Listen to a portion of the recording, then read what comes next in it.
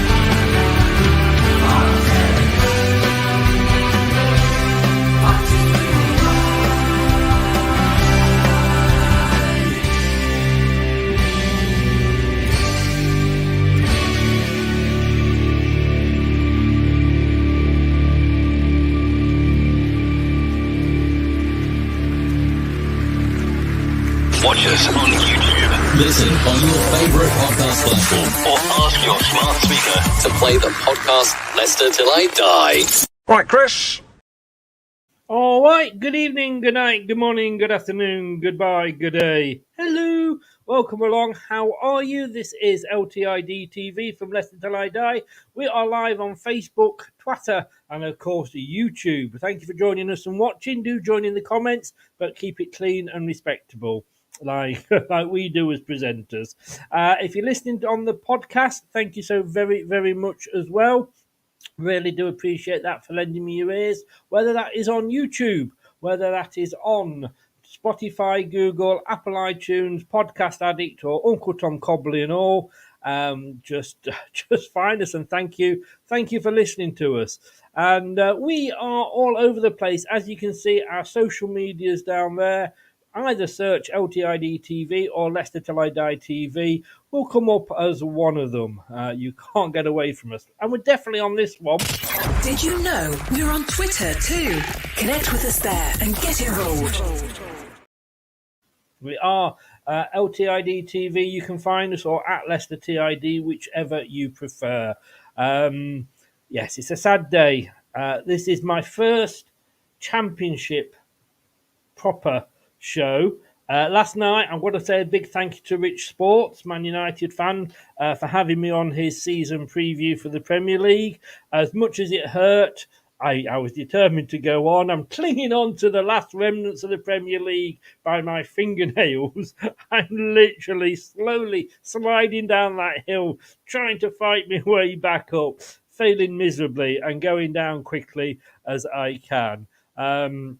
But we've got to face reality, everybody. We have gone down, and whether we're happy or not, I turned round to my girlfriend and I said, "It's bad news." I said, we've gone down. If this shit go down, I ain't going down with y'all. That's what she said. And I thought, well, that's not very nice, is it? But look, I'm down on my own, which is the story of my life, really. Nate, good evening. How are you? Welcome along. And Judy, very good evening to yourself as well. First to win, I'll add two members. And if you want to become a member, and it's worth doing, it's only £1.99 of your good English money. Let me just get rid of that there as well. Nippon is in. Good evening, Nippon. How are you? Just £1.99 a month, and it's so easy. So easy to do. All you need to do is, he says, desperately searching it, and there we go. You'll find the link on YouTube underneath the show description. Just click that join button, another window opens, and there's another join button, and you can do it. £1.99 a month. Next season, we will be having some member-only shows. So it's something to look forward to for the members once we get the numbers up, and we're getting there. Talking about members, people have been saying, when are you going to get Dan back on your show? Dan, the Burnley fan. Well, when I say people have been asking, somebody messaged me and said, "Are you having that ginger twat back on anytime soon?" But, well, now I've stopped playing the alimony. He wasn't bothered, he's deserted me. And I can't say, I would never call Dan. I would never call Dan. But, he's in the happier mood of the two of us. I did speak to him earlier in preparation for the show, and I could admit I was a bit worried what him and Kate were doing.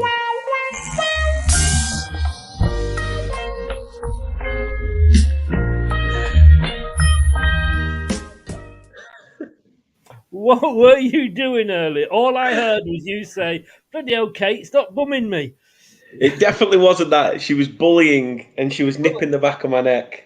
Oh, right, that's what you call it these days. How are you, young man? So, no, I'm all right. Yeah, I'm not too bad. I'm smiling. I suppose that's a positive. It is, and look, let's get the elephant out of the room first of all. She's gone for a walk up Pendle Hill. Oh, actually, right. If you need to speak to her, just give her a trunk call. Hey, You've missed this, haven't you? You've missed this. Oh, I have. I've got another year's wait. You have. I mean, I thought that was the only reason. Yeah, they say every cloud and what like. I thought, oh, we've got relegated. That's another year without Dan. But yeah, it wasn't to be. It wasn't to be. But look, I just want to tell everybody about this. Please do get over the Big Fat Leicester quiz, which is the only quiz we're going to be doing on this channel. Which is all about Leicester. We are a Leicester channel, so we are going to be concentrating the quiz purely on Leicester fans. We've got about 10 already got the name in for it, and there's some prizes up as well at the end. But if you might already be subscribed to Brad's channel, Top 10 Battles, well, Top 10 Battles is no more. It is now the LTID TV quiz channel. If you're already subscribed to Top 10 Battles, don't worry. I mean, Dan is, and he'll just, if he'll agree that, it automatically transfers you over. But if you like a quiz and you like a football quiz, this is the place to be. Quizzes that we've got lined up is Play Your FIFA Cards Right, the Million Point Drop, like us this season, the Pyramid Game, Who Am I? We've often said that about Dan. The Price is Right, Room 101, and Nations League. So a big choice of quizzes there that we have got planned. So please do get over there and check that out and have a word with Brad. And he will, I'm sure, be more than happy to get you onto a quiz. As bad as you are, Dan, even you. But Dan couldn't be with us this evening. I think he's sort of still in tears that, I'm missing Iheanacho already. Nippon says, hello, Big Dan. Really? Hey, how are you doing, Nippon? Big Nips, how we doing? Well, I feel she's in. The member not going down very well here. I'm Leicester in Essex, West Ham everywhere. How on earth do they get to that final? Look, mate, yes. I've got it on here. It's 0-0 with 7 minutes gone. We were talking before, weren't we, Dan? I mean, well done to them for getting there. I want them to win because even when Man United beat Bayern Munich, I was actually feeding my eldest at the time. When that second goal went in, I sort of jumped up and milk went everywhere. I just want to see English teams do well. Don't get me wrong, if it was Celtic or Rangers. You meant to let him latch off first, Chris. Oh, no, I didn't. I like the pain. I mean, good luck to them. They're in England. But if they lose, so what? But if they win, well done. Why does it say Brad has like 8? You see, Dan asked me this earlier. It's because there is no streams. None of those streams are actually going to be live. So you won't be able to watch any of them because there's nothing on. Basically, it's been done like that so that each playlist you can see what we're going to be planning. We're not going to be running 8 streams at 5 minutes to midnight tonight. We're not that good. Nippon, to be honest with you, no, not being awful, mate. I don't really give a fuck about Jude Bellingham moving to Real Madrid. If you're asking me, nothing to do with me. Couldn't give a arsehole. Look. Like I say, Brad, like I say, Dan, it's been a while. I've got to say, well done to Burnley. I was looking at this season thinking, like, can we come back? What? And I think if we'd said to you 12 months ago, you would have had no idea of the season you were going to have. No, not in the slightest. There were doubts over the club, as soon as Dash basically got given his marching orders, who next, what, where. we took it to the final game of that season before relegation.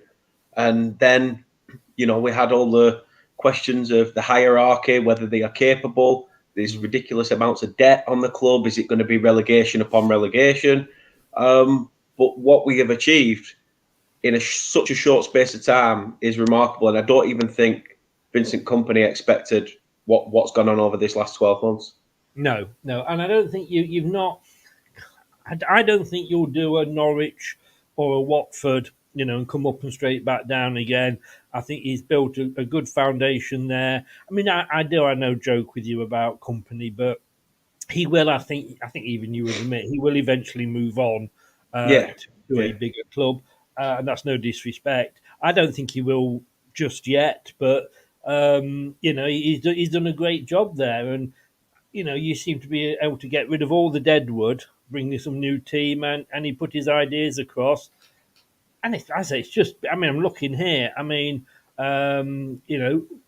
Won 29 games. That's an amazing 101 points. Yeah, it's we didn't think we were going to do it at one point. We started to get a little bit greedy, thinking, can we beat Reading's point tally of 109 or 108? Well, you couldn't even beat Leicester's 102. Let's be honest. Well, in the end, no. But no, it was... Come on. I'm going to say that 2013-14, and I did check before we came live. 102 points, Leicester in first, 93 Burnley in second. There's got to be some positive Leicester news from somewhere, Chris. And if you have to go back into the archive to find it, then you will be my guest. I know how Arsenal fans feel now. Do you know what I mean? Back. But like I say, 102 points isn't for everybody. But well done, mate. Well done. And like I say, beyond your wildest expectations, I'm sure. Massively. Yeah, mate, but came up with Sheffield United. And I've got to say, all right, Coventry failed at Wembley in the playoff. Coventry. I got to say, again, getting promoted to the Premier League isn't for everybody, really, is it, Coventry City? No.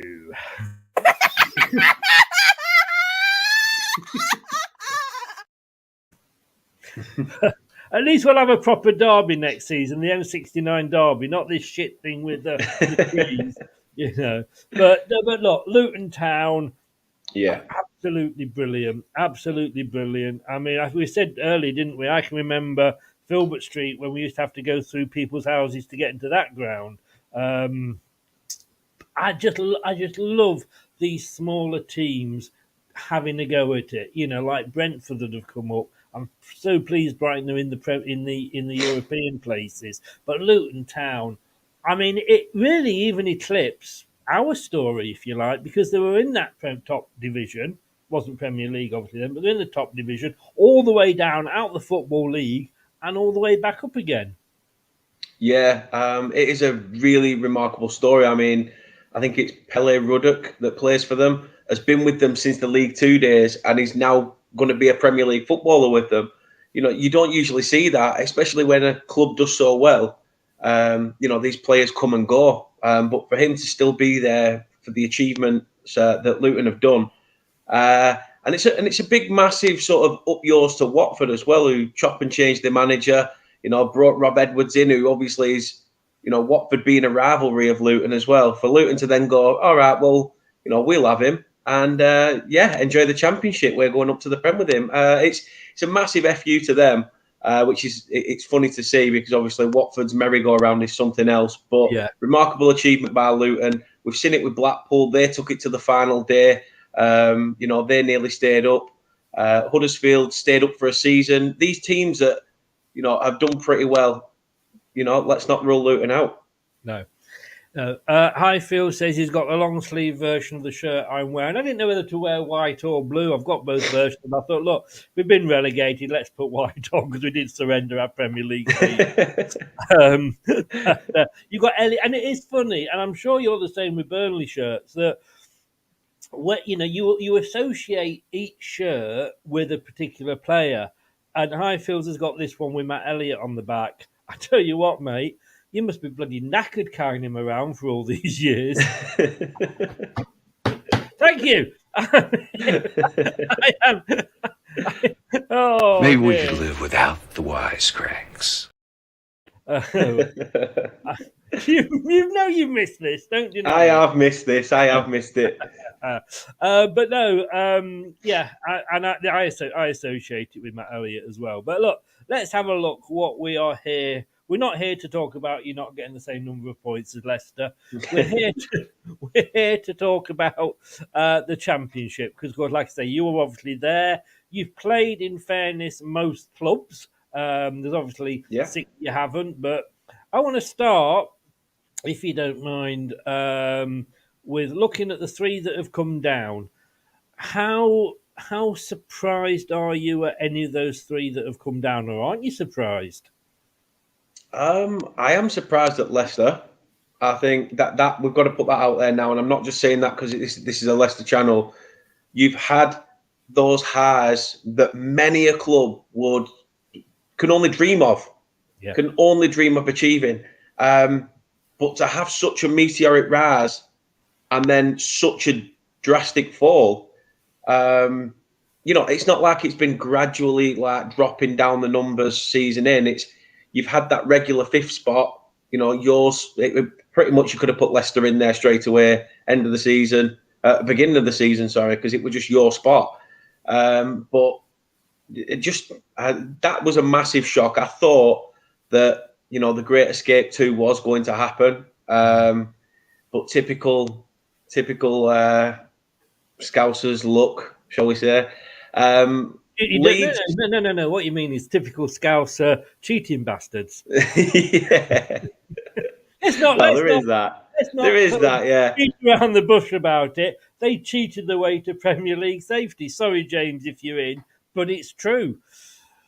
No, that is true. That is true. I mean, Leeds were knocking on the door the season we went down. So they expected to be in and around it. Although some of the signings they made from the foreign leagues and things, you thought, oh, Mark, come in, do a decent job. Southampton, it's been coming for a long time. I think as soon as they got rid of all the decent players, Morgan Schneiderlin, I'm going, back now, when they had the likes of Ryan Bertrand, Alex Oxlade-Chamberlain. But, they had these players, Graziano Pella up top, Ricky Lambert. They had a decent team, but ever since then, the only stalwart that's there is James Ward-Prowse, and if it's not for his goals, they're screwed. And this year, it's just come to bite them in the arse. I mean, 2 9-0s the season before should have given you a bit of a pre-warning of what's to come if you don't book your ideas up. They were destined for the drop. Leicester's a surprise package out of the 3 for me. I'd have preferred I'd have definitely preferred Everton to go down over you guys, and I'm sure we'll be seeing you back ASAP. That is very nice of you to say. And it was one of the nice things about when we were in this trouble, and we've only ourselves to blame. Everybody says like, oh, your team's too good to go down. No, we're not. No team's too good to go down. What we were though was too bad to stay up. There was. I mean, we've done separate shows, and you were in one the other week about how much we've spent and wasted and whose fault it is and what have you. But we've slept walk into the Championship. World Cup, people are saying, I know. I mean, everybody had the World Cup, so we're not going to blame that. COVID was probably the one thing because the fact that our owners weren't into oil, they were into tourism. But look. The table doesn't lie, as they say. And last day, I couldn't see Bournemouth getting anything from Everton with it being at home. Had it been at the Vitality, who knows? But, fair play to. I mean, I've nothing against the fans. It's just, the club itself. So we got what we deserved. But coming up, I mean, Ipswich, good to see them back. Of course, they had the success under Bobby Robson. Sheffield Wednesday, wow, what a comeback in the playoff. Massive. And Plymouth, I absolutely love Plymouth because, again, we were saying about Luton's fairy tale. I'd love to see Plymouth come up and do well. Can you imagine? Can you imagine Plymouth in the Premier League? To be fair, I've always had a soft spot for Plymouth. I'm not sure why. I don't know whether it's down to a football manager career I had when I was younger. Um, when they had the likes of Patrick Adjemang and Rory Fallon and stuff like that. A young 18-year-old Ashley Barnes, that's going definitely far back. But yeah, teams like Plymouth, Sheffield Wednesday have had their heyday, the Canio days and things like that. Ipswich, as you said, the Bobby Robson memories. We played Ipswich twice last season in the Cup as well. And I must say that they are definitely an outfit ready for Championship football. They were solid, resolute at the back, very good going forward, like to counter on the wings. So, yeah, I've got nothing but superlatives to say about Ipswich. But Plymouth done a remarkable job as well, losing Ryan Law, who went to Preston. Stephen Schumacher came in, who, a former player for them as well, stepped up to the job. It fell off a bit the season prior, but they managed to, grind a few results out, and it sent them to the summit. I mean, I didn't know that you'd played Ipswich in the Cup. Their manager is one of the names that hasn't been linked with us, but a lot of fans are actually saying maybe. I don't know. I mean, how you say he set his team up well. Yeah. I mean, we had to play them twice because they took us to a replay. So we played them at Portman Road, which were a great day out. Won't lie. But yeah, it was. They certainly give us a game. We were a team going to there full of confidence. We'd done pretty well, and obviously go there and draw either 1-1 or 0-0. We brought it back to the turf and beat them, which we thought we could anyway. We thought we could at the turf. We're a bit more confident there. But they are a resolute side. And I think from a managerial perspective, it wouldn't be a bad shout for an outsider if you're a betting man. Yes, yeah. Sheffield Wednesday, I've got to talk about Sheffield Wednesday. I mean, the playoffs to me, I always think that we were involved in one of the great playoff finals. And no, this wasn't a final, but when we lost 4-3 to Swindon, having been 3-0 down. But Sheffield Wednesday, I mean, there were 2-1 down, was it, from the first leg? And then they came back 5-1. I mean, what a fight. I mean, they say never give up. And I wouldn't have minded Peterborough coming up because, again, it's the A47 derby, and it's been a long time since we've played them, only just up the road, literally. But, I mean, what a game that was. And I've got to say, and it went to penalties. And Sheffield Wednesday will be coming now into this division on such a high. Oh, yeah. Massive credit to Darren Moore for what he's done there. I didn't think he got a fair crack of the whip at West Brom. To be honest, I thought he was doing a decent job there. But since he's come in at Sheffield Wednesday, he's managed to turn it around. The players believe in him. You could see from that turnaround, like I say, being 4-1 down away at Peterborough, and you're thinking that, well, that's it. Tar's gone. It's done with. And then to turn that around back at Hillsborough, a packed out Hillsborough is noisy on the best of times. Sorry, 4-1. Sorry, I was looking at the penalties. It was 5-3. Sorry, 4-1. But no, it was a remarkable achievement, and it's one of those playoff finals that'll go down in playoff semi-finals that'll go down in history to get them there. Such late drama, 96 minutes added on, but yeah, they scored the winner to take it to extra time in the 98. It's the things that you'll remember, those little moments. But fantastic achievement for them to also nick it late on in the playoff final against Barnsley. And I kind of had a soft spot for Barnsley as well, with having a former Burnley player as their manager in Michael Duff. So it was tomato. My uncle's a Sheffield Wednesday fan. I'm happy for him. And it's good to see them back in the Championship as well. I've always had a soft spot I don't know why, for Sheffield Wednesday. I've absolutely no allegiance to them. I think it's just the name. I think it's just such a cool name. It's like, because I was approached once by the FA, said, what's your availability to manage a football club in Sheffield? I said, I can't manage Wednesdays.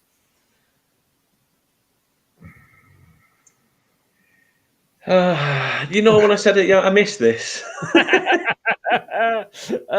But yeah, I mean, they even scored all 6 goals to get to penalties. Yeah. They scored Peterborough's for them. But look, it's great to have those 3 clubs back.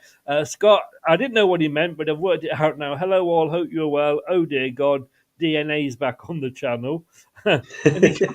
Scott, when you can't spell a 3-lettered word and you get that mixed up, I think you're on very thin ice there to have a go at that.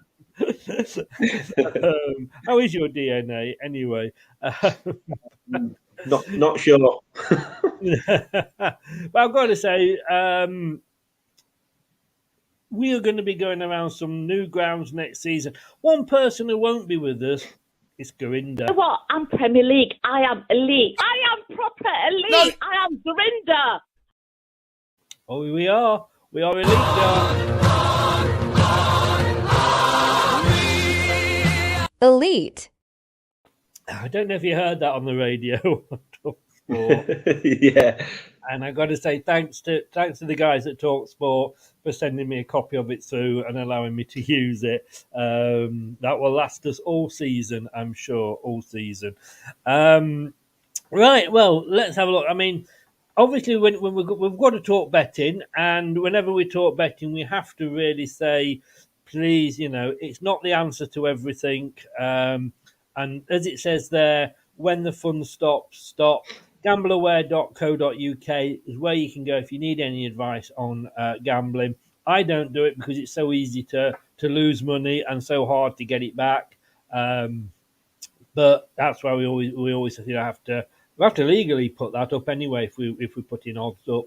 I don't know about this, and I guess obviously being the 3 teams that come down, we're going to be reasonably near the top to go up. But I didn't think that they would have Leicester, Leeds, and Southampton as the top 3 to come back up. Whether they're cutting their, they're cutting their odds, but covering themselves or not. But I mean, you've got 3 teams there. None of us have got a manager.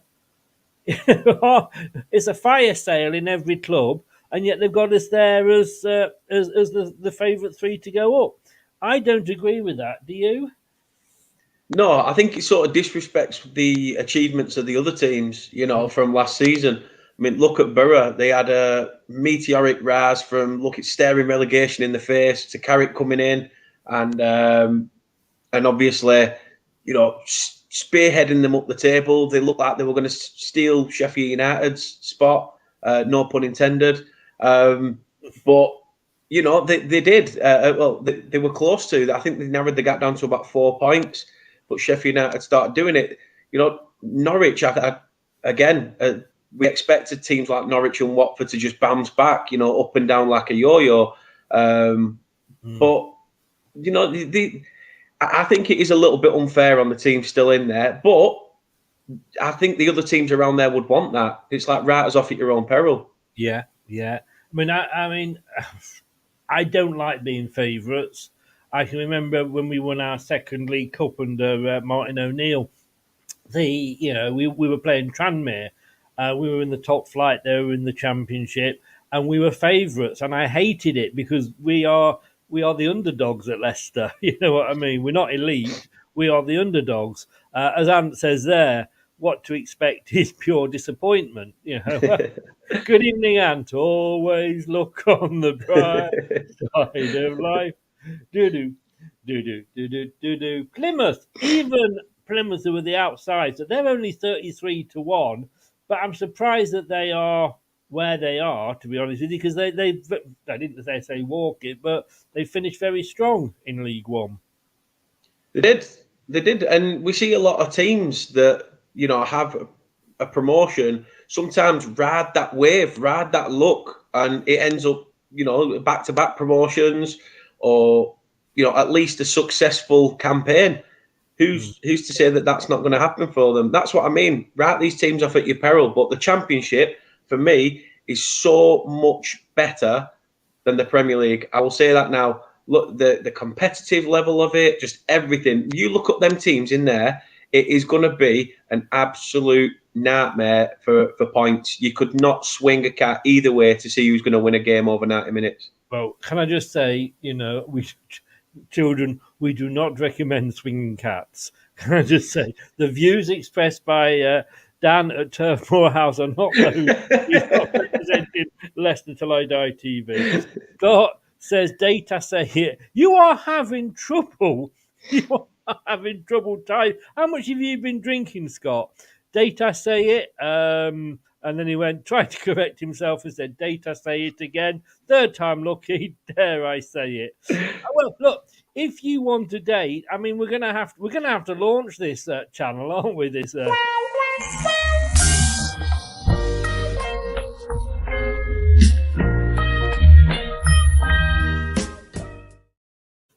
have to launch this dating channel. We really are. See, that's what happens when you interrupt Dan with his good lady. Right. Let's have a look because we're here to talk teams. And, I was going to say in no particular order. There is an order. It's alphabetical. Birmingham. They finished 17th last season. Don't know awful lot about them. Obviously, they sold Jude. Was it Jude Bellingham and retired his shirt? Was it Dive? Sorry. And they sold us Damari Gray, the bastards. Finished in 17th. Were you impressed with them at all? Not really. I think they've been flirting with the relegation for the past 2 or 3 years of Birmingham. Times have changed now, though. They've just got new owners in. An American owner's just taken over. I think they're now the richest owner in the championship, I believe. I think he's worth something around 9 billion. Something like that. But they did have a good few decent loan players last year, which is probably what helped them stay in the division. Manchester United loanees like Tahith Chong, and they're a bloody another bloke from Manchester United they had as well. But they did all right for them. Obviously, they've still got Bellingham's younger brother as well, Joby Bellingham, as well, like Scott says there. And he managed to spell that one right, even though it's like, a very elongated name. It's just short words he has problems with. But, I mean, we beat them 3-0 at Turf Moor. We were comfortable there. But at their gaff, they did give us a game. And we only drew one apiece. Scott Hogan, I think, grabbed the equaliser in the, 80-odd minute. And it sucker punched us, did that, because we were literally on top of them all game. But you get them games, don't you, where you're absolutely all over a team, and all it takes is that lapse of concentration. For me, it's going to be a see what they do now the new owners come in, and who they bring in, because the loanees have now gone back. It's going to be interesting to see what Birmingham do. So it's all kicking off here. West Ham fans are chucking loads of, thankfully, plastic cups onto the pitch. Not what we want to see from an English set of fans. I mean, in fairness, the West Ham guy, the Fiorentino guy went down. Somebody threw, he's bleeding. Wow. Now, this is serious now. That is a bad cut on somebody. Ouch. Sorry, just to distract. Yes, it's Bigari, the number 3. His blood is really going down the back of his neck. He went down in the tackle, and somebody threw a cup onto the pitch, and he picked it up and went, cheers, and pretended to drink it. It was empty. It was empty, fair enough. But then somebody went to take the corner, and it literally, here we go. They're just showing it again. There's one. There's 2, 3, 4, 5, 6. He's applauding the crowd, but I think it was a coin that hit him because he didn't actually bend down when the cups were coming on. So I think it was a coin. West Ham, what the hell are you doing? I've got to be honest with you, West Ham. You're embarrassing English football at the moment. You said that, and in fairness to West Ham players, they're trying to calm it down. But you said to Leicester, they found what it was. They found what it was that hit him.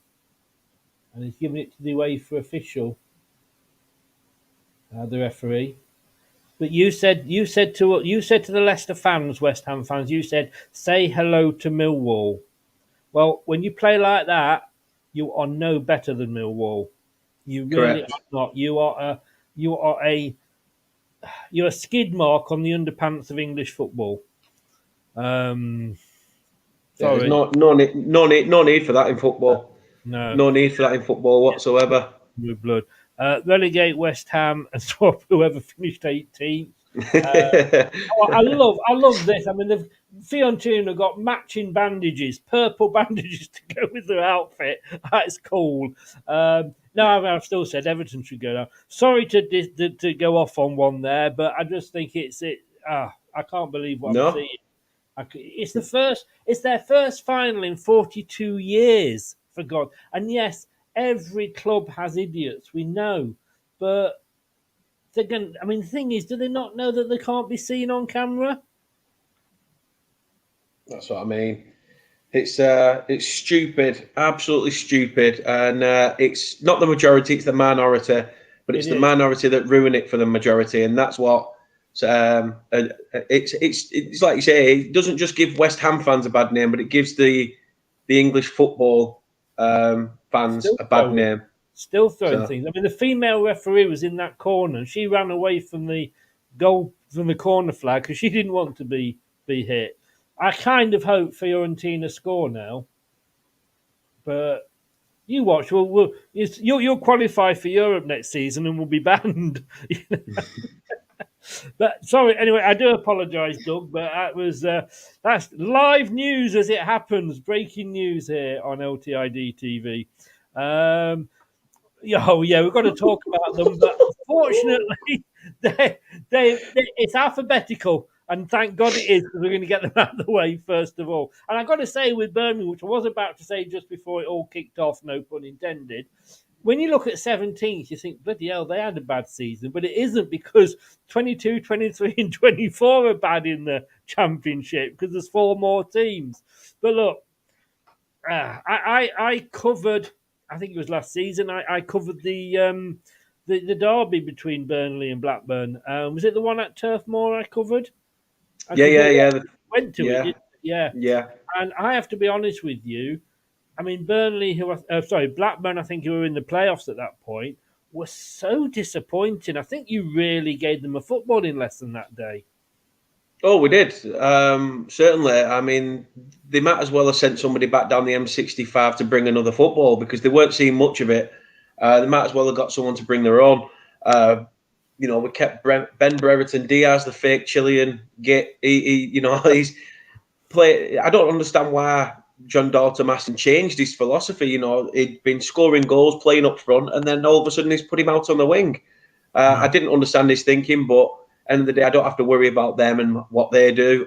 We comfortably dispatched them 3-0. And then, the return leg at Ewood Park, fairy tale, stuff of dreams. You don't usually play your rivals at the arse end of a campaign, right at the back end of a campaign, when there is a chance you could win promotion or claim the championship title. To win the Sky Bet Championship at your rival's ground, I'm sorry, but you can go on about 95 all you want. You can keep going on about 1995 and how much Jack Walker, just opened the checkbook and said, write your own numbers on. He bought it. Even Gary Lineker said you bought it. That aside, you will never, ever be able to say, I'm sorry, but we won it in your backyard. We won it in your backyard. And it was an absolute superb strike by Manuel Benson as well. Deserving winner. All I can say is... Let it go, let it go. Jingle for every occasion. Look, Ant says that Blackburn gave us a footballing lesson. Look, mate, Southampton gave us a footballing lesson twice. We are that absolute shit that, a five-a-side team from the local pub could have given us a footballing lesson. To be fair though, Chris, there was a few games with Blackburn though where they actually were, they were on the back foot. I think I came back from football one day and I watched them against Sunderland, and Sunderland were all over them. literally all over them. But their counter-attacking game was so strong. I think they won the game 2-0 in the end. So, depending what John Dalton does, if he's still there, will he be Leicester manager? There's question marks over that. Who knows? But, he's changed them around. He's notched them up a level. I'll give him that from what Tony Mowbray were doing. So fair play, but yeah, forever in our shadow, man the gap, we won the league in your own backyard. Just saying there, explaining, just showing you what's happened at the match. I don't even know where it's being played, to be honest with you. Scott Minto, disgraceful. The West Ham fans shouldn't be doing that. They don't need to be doing this. It is poor and needy, so disgraceful. This is not great from the West Ham fans, says Simon Stone. Every time Fiorentina get a corner, missiles are thrown. Security announcements over the tannoy telling them to stop. It's just absolutely not needed at all. It's a shame.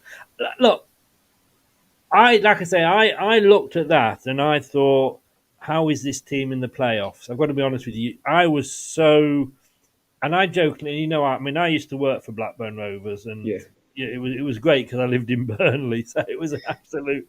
I remember having to driving home because we've obviously got free tickets. That goes without saying, and driving home, and every time we drove home, we had to pull over on the motorway, get changed out of a Blackburn shirt for driving to Burnley. Because if we stopped at some traffic lights in them, bloody hell, we'd have lost our ties. It'd have been like driving into Liverpool. But no, I was so impressed with Burnley that day, but so disappointed with Blackburn. But people are mentioning that the manager as a potential Leicester target, and I wouldn't be that disappointed. But then I think, well, hang on, I remember that game, and I wasn't overly impressed. It's a tough one. It is a tough one. Can he do it? It is a big task. It is a big task taking the Leicester job, because it's not just it's not just thinking, I've got Leicester, they've just come down and I'm going to be able to get them back up instantly. He's got to have the management skills to get these players' heads out of a gutter. Get them thinking that we are winners. We can go on and win this. It is quite a big task, really, when you think about it from a job spec, instead of just, it should be Leicester, they should piss it. You look at it internally, and it is quite a big job and big boots to fill. You've got to be someone like a Neil Warnock to turn their heads around and say, no, I'm not saying Neil Warnock to go in there. I'm saying, but you need that sort of old school man management where the footballing side will take care of itself as long as you value them as people, instead of just thinking, well, you've got quality, you go out. Yeah, we need a manager to come in that's got balls to make decisions. Not Mr. Gucci belt. No, exactly. But it's going to be a long-term project with Leicester, and we need sort of a. What I don't want is a Neil Warnock type character that's going to come in, that's been around for years. Having said that, look at Roy Hodgson, but look, I don't know. This is one team now coming up that I'm going to go as an away fan and probably sit in the home end. I'm going to get some cider because they're sponsored by the Wurzels. I'm a cider drinker, and I love it. And Anthony said he's going to take us to the game. Bristol City finished 14th. And it would be great to see Nigel again if he's still there, which I think he should be. You had Nigel on. No, you had Nigel on. You had Anthony on, obviously, who is an Arsenal / Bristol City fan every week. Was he? 14th. It's mid-table, isn't it? Yeah. We would already wrap the league up before we went to Ashton Gate, but I went down there. And, just the day out was brilliant. Thatcher's on draft. You're just hearing this dodgy accents going on in the background. It wasn't a bad day out, put it that way. Pretty much when you've already got the league wrapped up, it's just a day out anyway. But they weren't there to make up the numbers. I mean, we did beat them twice. We did do the double over them. We beat them 2-1 in both games.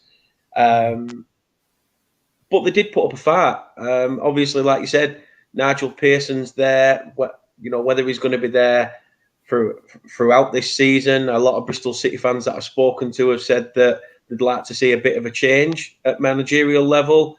I can't see it because the signings have started rolling in now. They signed Rob Dickey from QPR, Ross McCrory from Aberdeen as well. So, they're starting to get a ball in motion in terms of transfers. They didn't play bad. They were a team that liked to sort of do a little bit what Burnley did, play it out from the back, but be expansive, go long when they need to. Yeah. It is an intimidating place, Ashton Gate, especially the away end. It's a dump compared to the other three sides of the ground, I'll tell you that. Hopefully, I'll probably be in the home end with Anthony in my red Leicester shirt. Not that I'm a coward at all. Red Leicester shirt, is that a bit cheesy? Oh God, no. It's my own fault, really, isn't it? You set me up for that one. I'm sorry. Yeah. Ant says, to be fair, isn't Warner younger than you?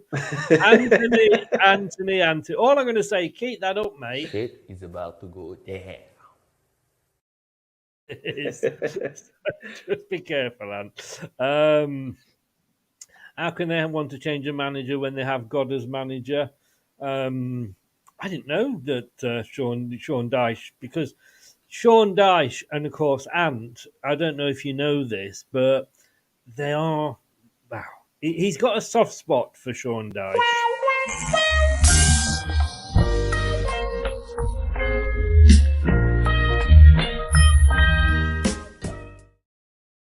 There's a lot of love today, isn't there? There's a lot of love.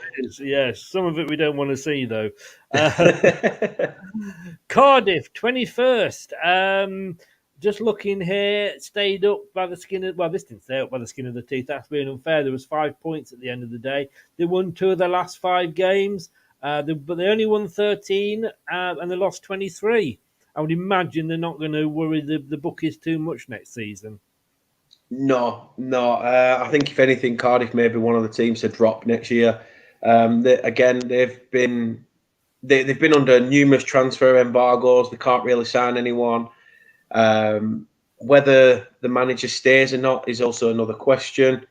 Vincent Tan, he needs to make money somewhere as well. There's a lot of, fans want him out from that side of things. Cardiff had a decent team at one point, when they were in the Premier League under Warnock. I believe he's getting a double mention. He'll get a triple when we get to Huddersfield, but bloody hell.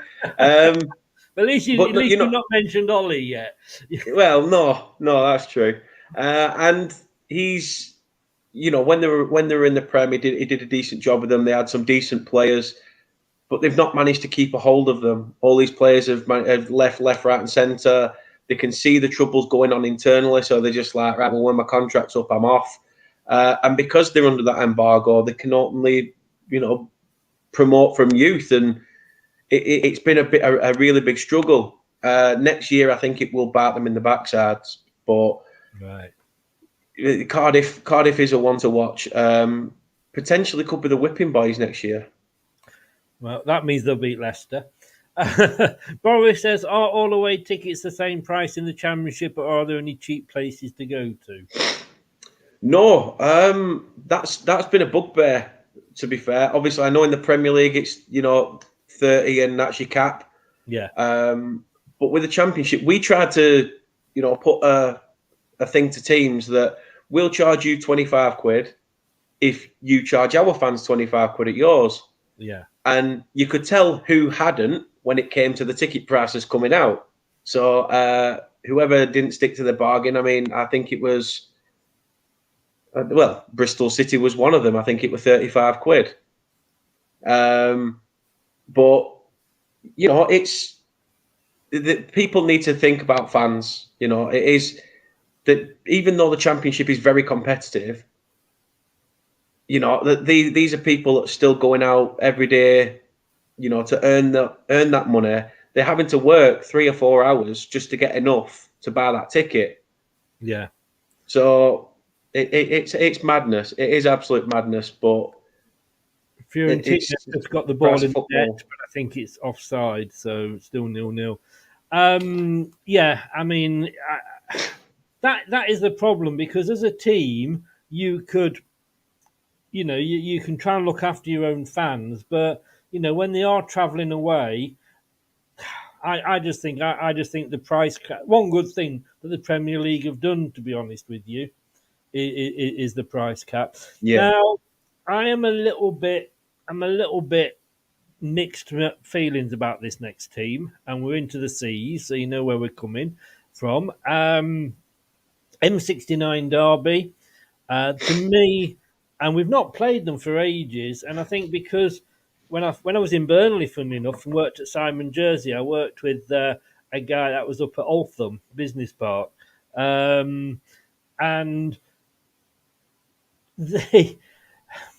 I worked with a guy that was a Coventry fan, and we used to have £1 bets, not big league stuff, us here, and again, even at that rate, when the fun stops, stop. But yeah, look, as much as I see them as our main rival, because of the proximity, I was so glad they didn't get promoted, because that would have really, really hurt with Forest staying up. But I'm so glad that they haven't actually. Have they given it? No. I'm so glad that they, haven't gone out of business, and they've still got a ground, etc., etc., etc. But I mean, they've also got an ex-Leicester player as the manager, Mark Robbins, and credit where credit's due, he's done a good job with everything that's been going on at that club. Massively. I think if it wasn't for Vincent Kompany doing what he's done with Burnley, Mark Robbins would have had his one hand on the Manager of the Season award. The turnaround he's had with Coventry, obviously, I know they've had their turmoil with having to play at Birmingham, having to play at other places, etc. They've now just signed a 5-year stadium lease, so they're still with the Coventry Building Society Arena. I think Doug something or other has took over there. I can't remember his last name, but he's just took over, and he's trying to get the ball rolling again for Coventry City. What Mark Robbins has done is brilliant. He's been with them since they've been, League Two fodder. Since they've been literally down there. He could have been snapped up by anyone. When seeing the rise that he's had, he's stuck with them through thick and thin. If you can keep hold of some of the big players that he had, the likes of Gustavo Hamer, Victor Gyökeres, Ben Sheaf in midfield as well, Callum McFadzean at the back, Ben Wilson, who was goalkeeper in the EFL Sky Bet Championship Team of the Season. Coventry may have another good positive season, and that'd be good to see for you guys as well if you was having a running battle with them. But yeah, I mean, I haven't really had any bad words to say about Coventry. I weren't bothered who won that final between Luton or Cov. For me, obviously, there's no rivalries between the two. And with them losing, there's a good chance we might get Gyökeres. So I don't know, swings and roundabouts. They have been a decent side, though. We said before, you had 101 points. Sheffield United 91, 70. They were quite a way behind. I mean, Sheffield United won 10 more games than Coventry. And so they were never going to sort of worry the promotion chase. But like you say, with what's been going on, is their ground still owned by Ashley? Do you know? No, it's been he's sold it on, so it is now owned by the new owner that's took over. I can't remember his last name, but it's Doug something anyway. And he's the one that's now got like a 5-year lease under a company name. I mean, they gave us. We only beat them 1-0 in both games. A scuffed effort from Nathan Teller at the CBS Arena. We beat them 1-0 at Turf Moor. They were really tough to break down. They were quite resolute defensively, which you'd expect from like a Mark Robbins side. So I expect the heartache of last season to serve them better this time round. But you never know. Never know. How many times have we seen teams in the playoff all of a sudden staring relegation into the face? Huddersfield Town. You know, Correct. happened to them. I mean, I wouldn't mind the possibility of, if Mark Robbins was in the frame for for the Leicester job. But I've got to be honest with you as well. I also approached Coventry about coming on here with you and me, and they said, "Did they get back to us?" And they never have done. So I do hope they go down. Next up, the aforementioned Huddersfield Town. That's a big jump, isn't it? Just a bit. 18th. At one point, they looked in danger of going down. It's surprising because, I have a few problems with Huddersfield, but look, they were cheated out of coming up last season. John Moss, total and utter. If only his dad had, his mum had swallowed, instead, we'd have all been a lot better. I mean, that was such a awful refereeing performance, and Huddersfield should have got promoted, but they didn't. And as we've just said, look what happened to them. And 53 points they were on. They were only 4 points off the. No, they weren't. They were 9 points off the relegation zone, but they were down there for a long time, weren't they? They were. They looked like pretty much similar to Wigan. Like they were just dead and buried and gone. The changing manager was the key. To be fair, as I said, three strikes for Neil Warnock. He's getting another mention. Remarkable job he's done though. A fantastic job to go in there, even just for that 6 months. Again, turn the players' mindset. Take all that negativity away by putting it onto him. Let the papers talk about what Warnock's talking about, not about what the players are doing on the pitch. And it worked. He got the best out of a squad that was failing drastically. And he didn't even really change the tactic that much. He just made them believe in themselves, and they managed to push on and kick on and get safety for themselves. They were the team that we played on the opening day of the championship season. We beat them 1-0. Ian Matson scored. But the problems did start with Huddersfield at the start of the season, losing Carlos Corberon, all the off the pitch stuff. The club's still up for sale. I think Dean Hoyle wants to sell the club. There's a lot of things needing to change at Huddersfield, and whether the new owner, they have taken over. There is a new owner, another American owner has taken over now. He's got a mustache like Mario. He does look a bit weird, but Is Warnock going to stay there? There's rumours that he's going to stay on for next year. Whether that's going to be a blessing in disguise, or it could be one of those where you've bit off more than you can chew, is yet to be seen. But again, another team that, depending on how much money they spend on players to bring in, because a few of the they had quite a good few loan players that they've not shared up because of funds, because Dean Hoyle clearly is keeping all the coffers in his pocket because he wants to sell. Yeah. Okay, a few places above them. Hull City. I quite have a soft spot for Hull. I think it was the Nigel Pearson connection. They finished 15th last season. They had 58 points. They won 14, drew 16, lost 16, so couldn't decide what they wanted to do. 51 scored, 61 conceded. Mid-table mediocrity, was it for them? I thought they were going to be a surprise package. In the summer, I got slated for my early prediction. I predicted them to go down, and everyone's like, "What? We've just been bought out by these new owners. We just spent $4 million on a new signing." And we were like, "Oh, right, okay, fair enough. It's just a prediction. Calm down. Let's just see what you do." And they started the season pretty well. This £4 million signing in Ozan Tufan absolutely hit the ground running. They were up there, in top two for the first few weeks, and then they slowly, as the season, panned out, they ended up with mid-table mediocrity. We've seen that with a few teams this year. QPR were up there, Blackburn were up there, as we were talking about earlier as well. It happens. Reading were top of the league at one point, and I'm sure we'll get on to them, but it's mediocrity is not a bad position for Hull. They did make some big signings. Seri from Fulham was a big player as well. But one or two signings doesn't sometimes help. If you've got, it's all well and good having two class players if you've got a mound of shit around you, isn't it? Yeah. Talking of the Championship, and please do get over and show Dan your support. If you do like Premier League football, then you might as well follow him. You're not going to see it on his channel. But let me just bring up, because you have got this coming up on your channel.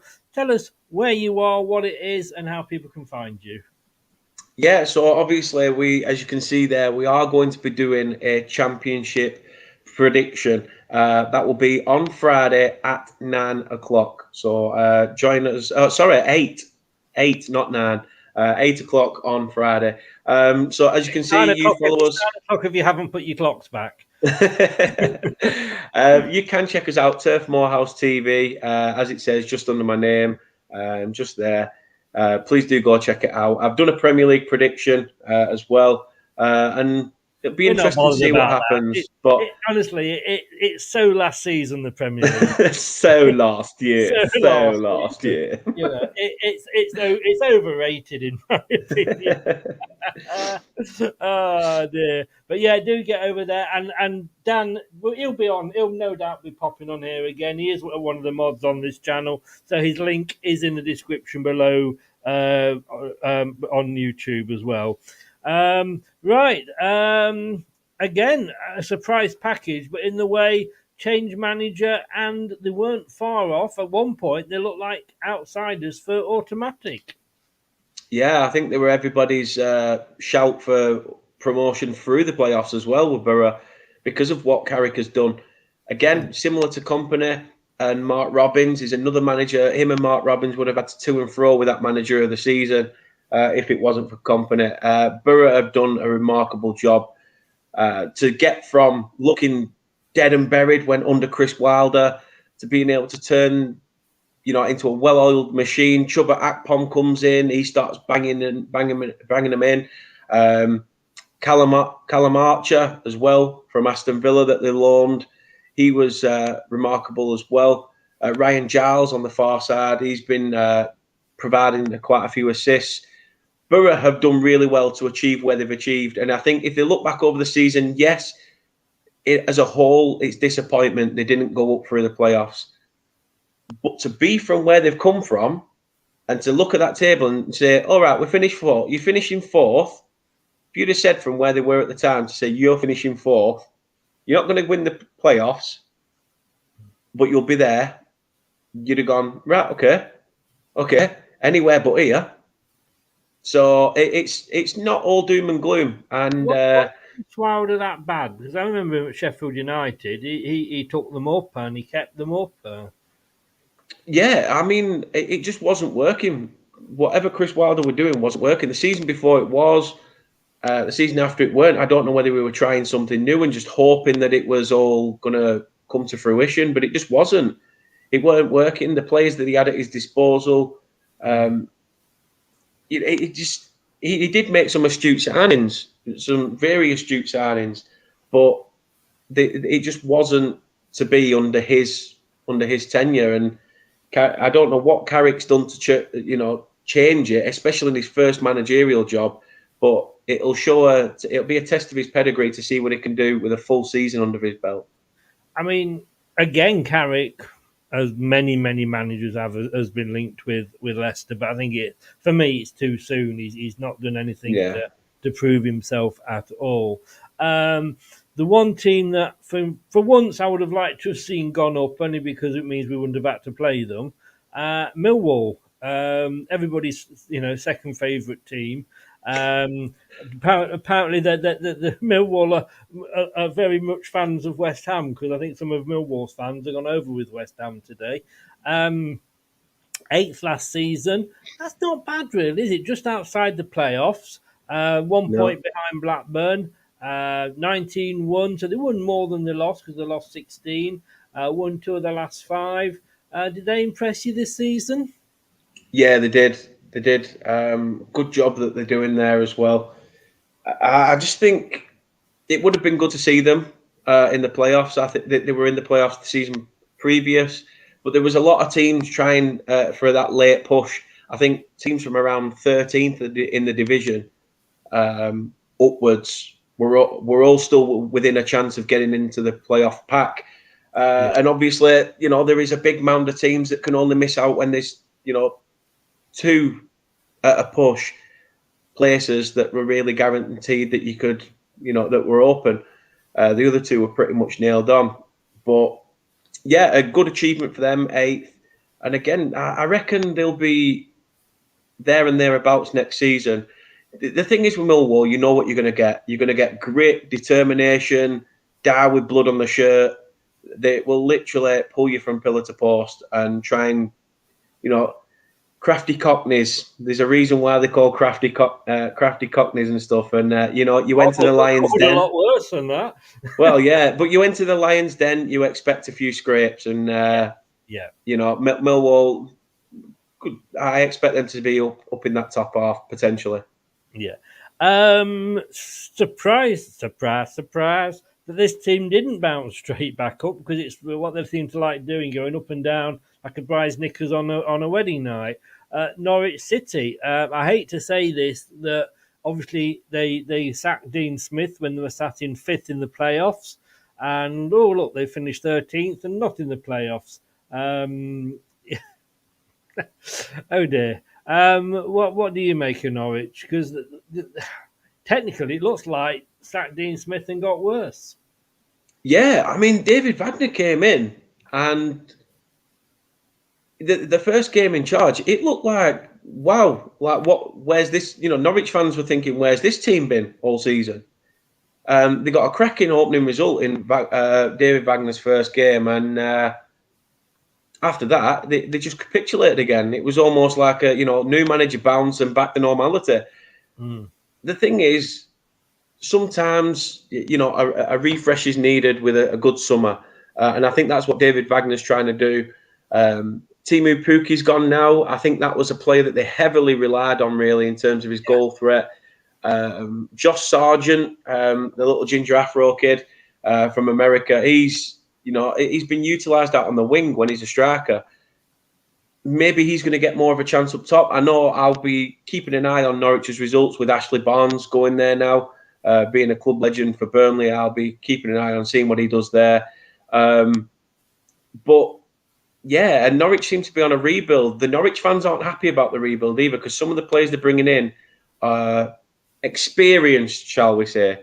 And, it works. It works to a degree, but you can't always, think that these 33-year-olds are going to bail you out, because they're not. You've got to think about, you've got to be able to have legs. You've got to be able to keep up, adapt or die.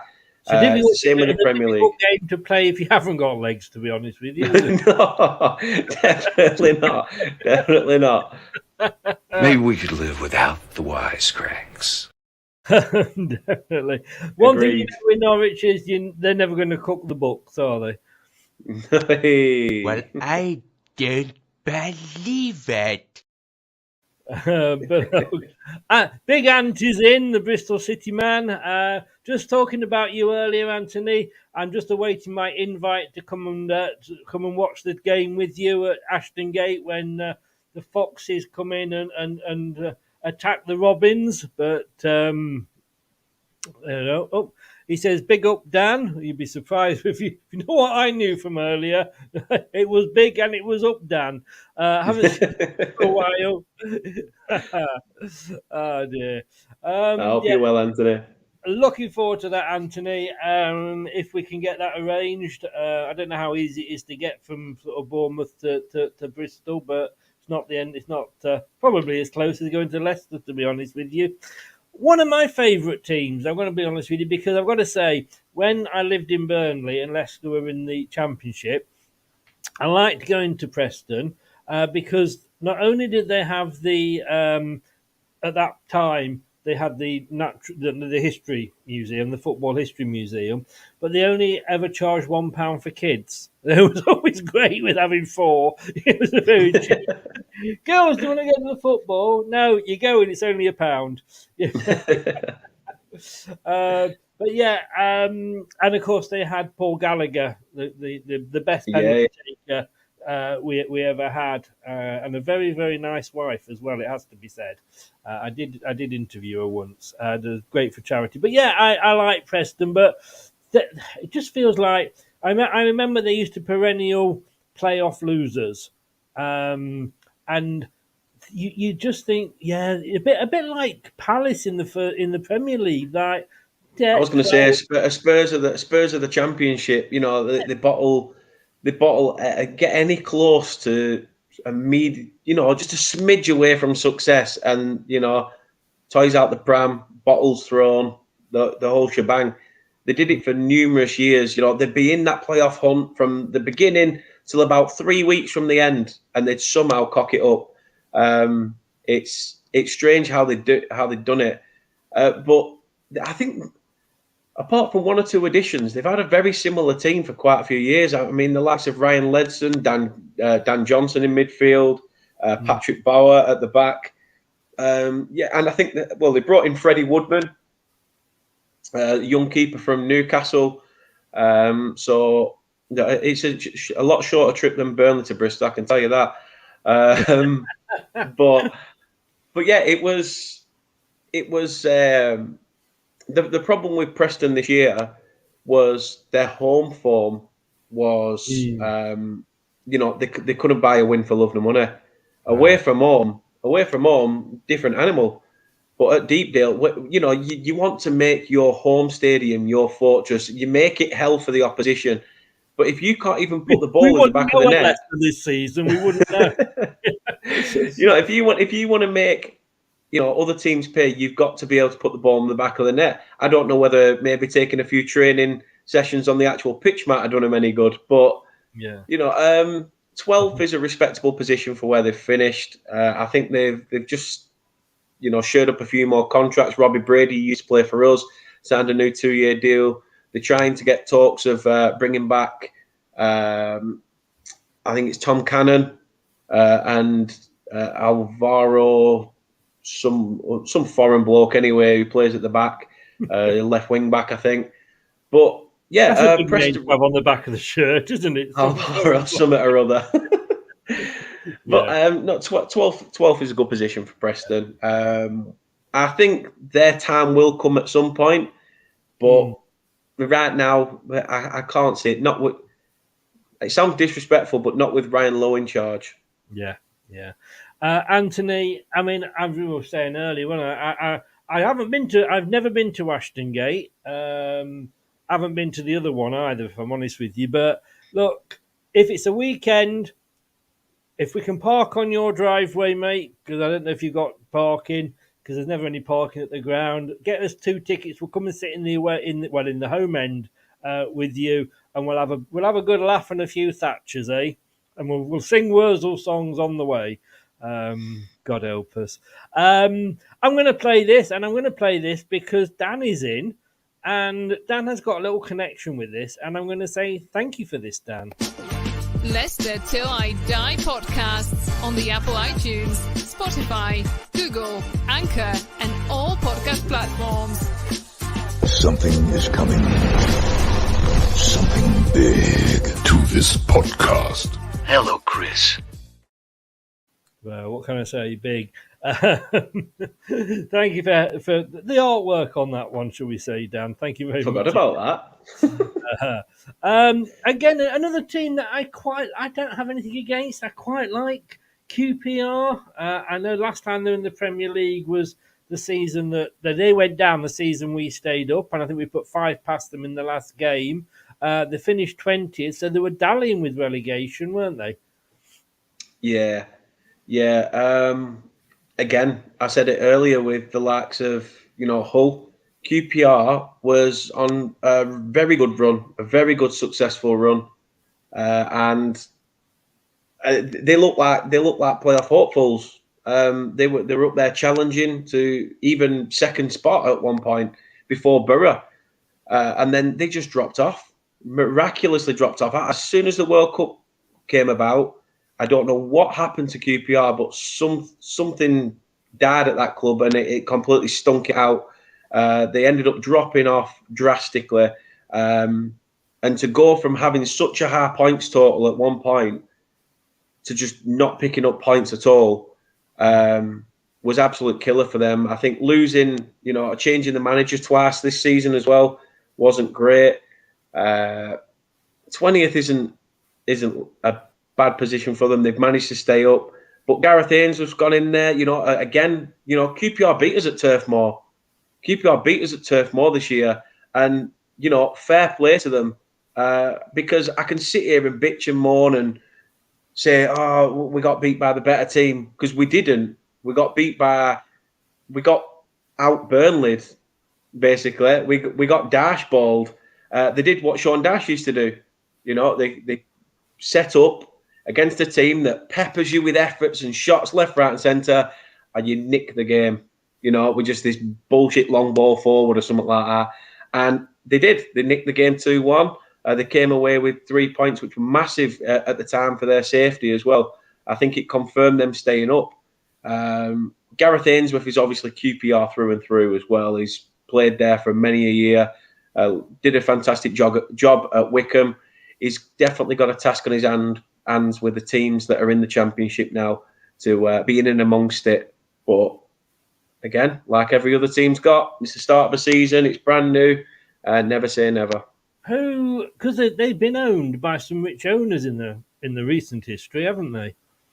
Yeah, I think, wasn't it? To do with Formula One, wasn't it? Yeah, I think there was Tony Fernandez. That was it. Yeah. Tony Fernandez was in there at one point. Asia, I think, didn't he own Tony Fernandez? Yeah. And there was once I think a tar bloke was in there at one point as well.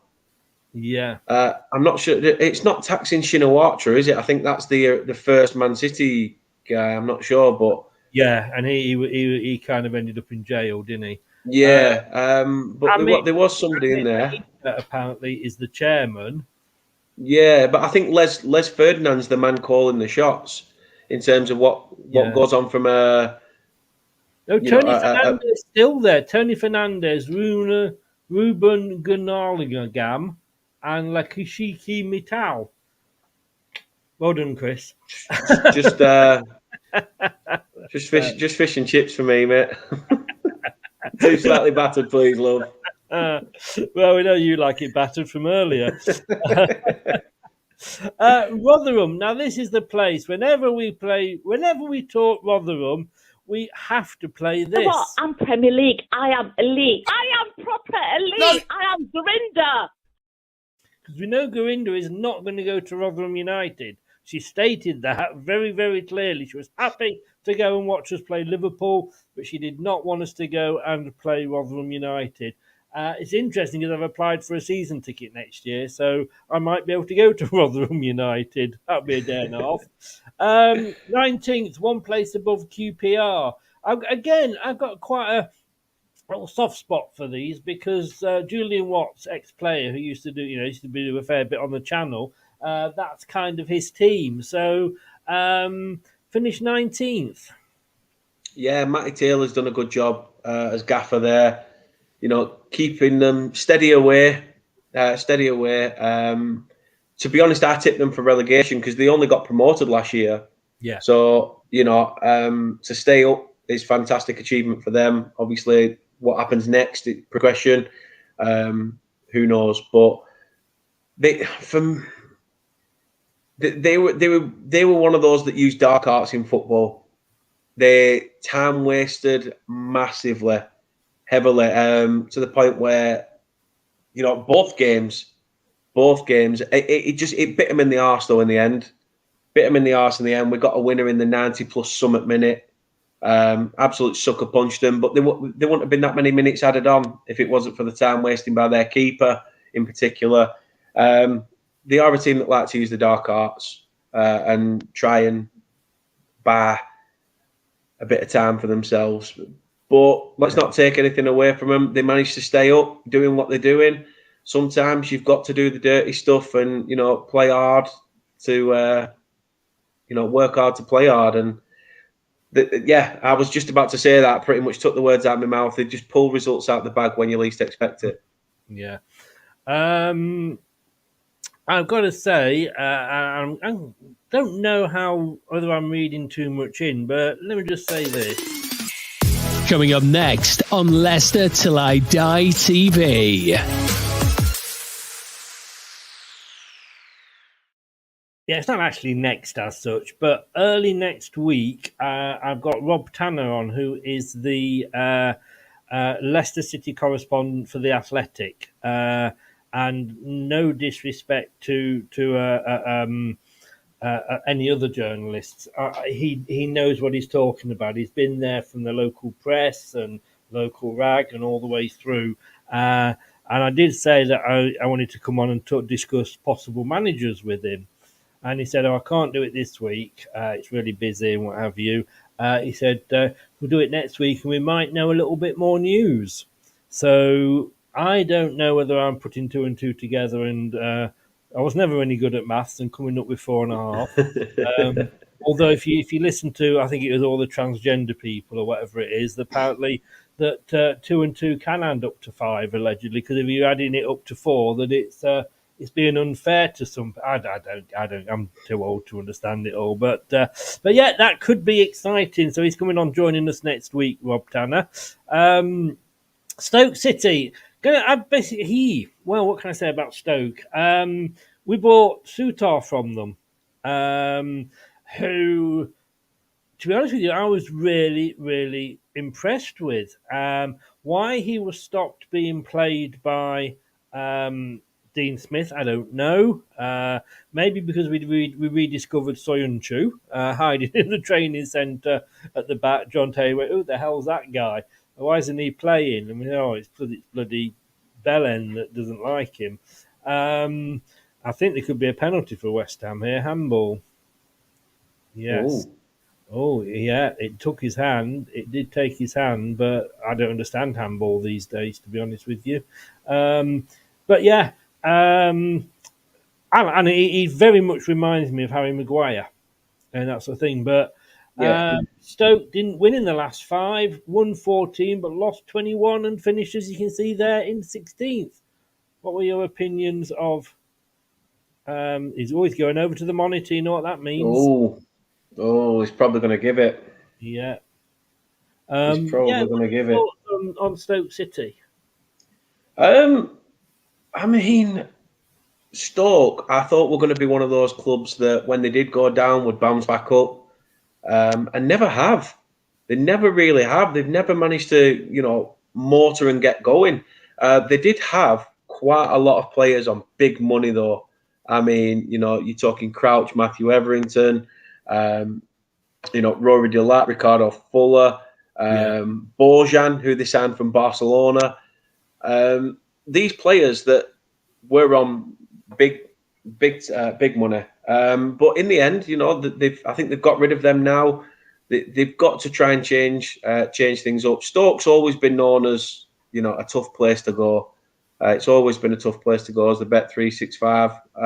And yeah, Stoke were neither here nor there. Weren't really one that I kept an eye on in particular. Didn't really pull up any trumps. I mean, I think we beat them we definitely beat them at the Turf. We beat them 1-0 at their place as well. That was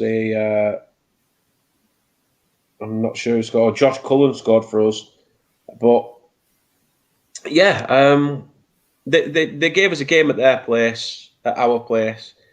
They were all over. They looked lost, and you can't have that inconsistency in the Championship.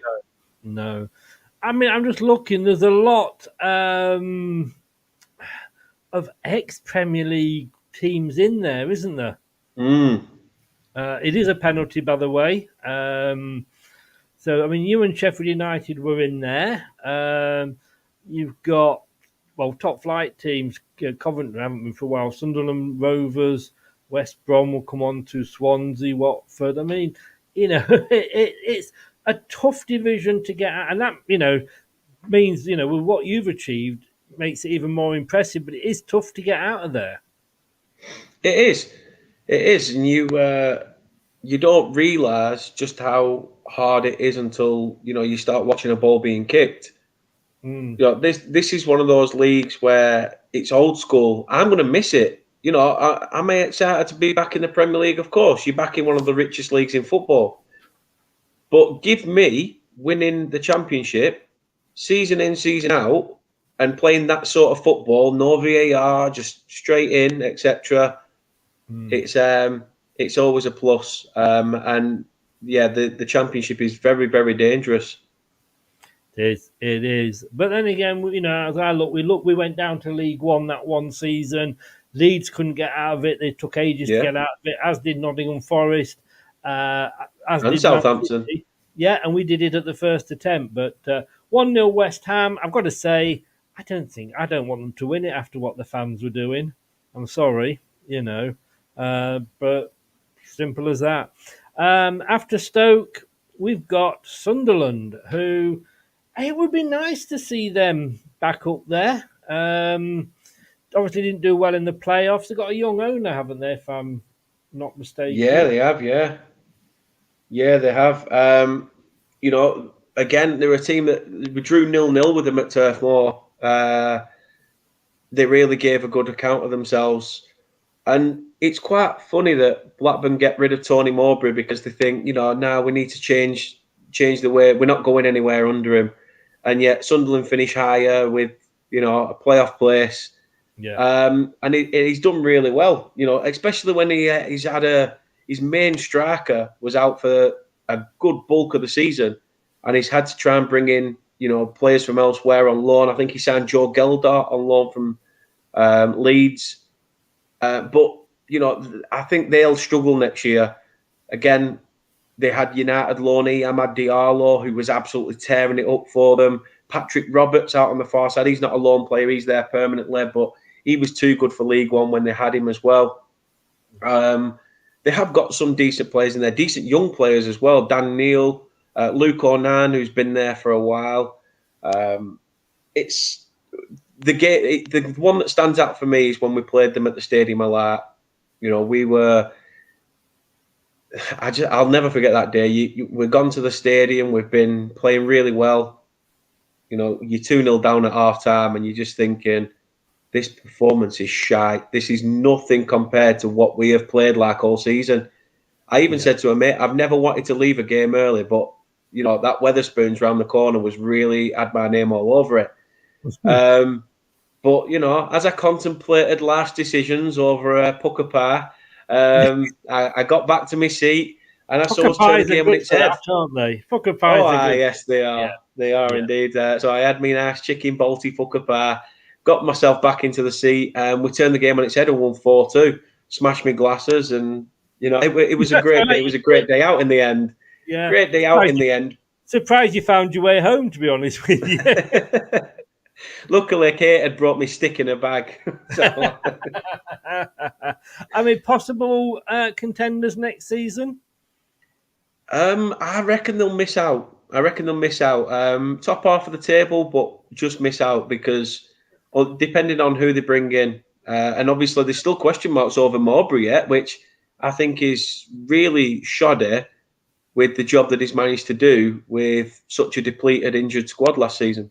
Seems to have been around ages, Tony Mowbray. Like Warnock, I can remember him when I worked at Blackburn. He was associated with the club.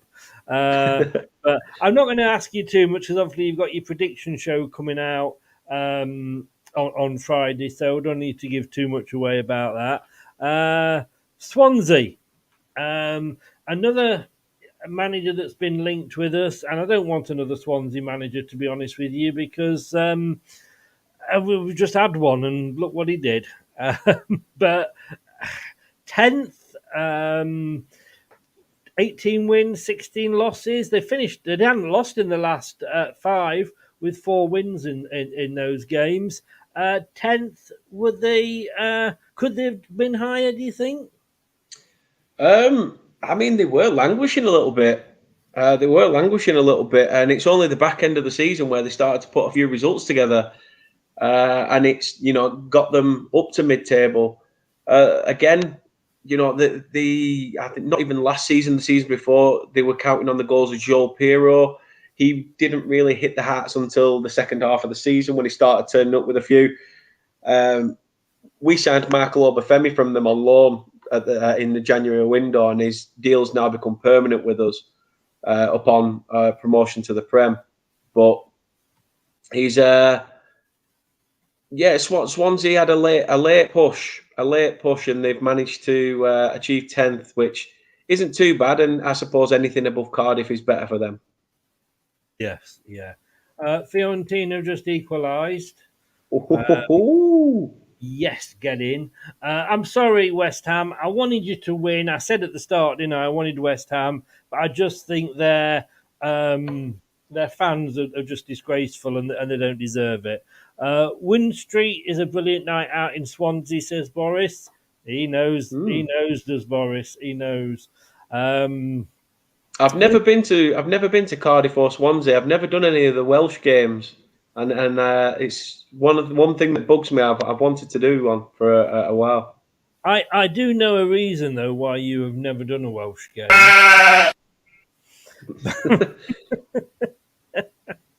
What was that? Don't look. Someone in this house. Hello. Kate's home. Yeah, Kate, you're back. You get me. You'll get yeah, me. go on. 2 sugars then, please. Oh God. So that's Swansea. Mella popped up. I've seen him a couple of times. Look forward to I've not spoken to him for ages. Last time I spoke to him when he was in the Premier League, he'd got exams coming up. Obviously, we're now going to be playing him twice this season, but not because they've come back up. 11th, they finished 2 places above Norwich, won 16, drew 15, lost 15, lost 2 of the last 5. Did they ever look like coming up, and how many managers did they get through? The thing is with Watford, you don't know what they're going to get more of. More managers are more points. I mean, the only bonus you've got with coming down is you get to speak to Pidge twice this season as well. I've forgotten Pidge. Oh my God, I love Pidge. In a football fan sort of way, I have to say. that guy, he's got. He rivals you for the memorabilia in his background, doesn't he? He does. And I love his hair. I am thinking of the right guy. We all want what we can't have, Chris. We all want what we can't have. Fair play, mate. Fair play. I presume it's really not just stuck on. Yeah. Oh, Pidge, Mo. Oh, well, yes. Yes, got to love a bit of Pidge. Yeah, he's...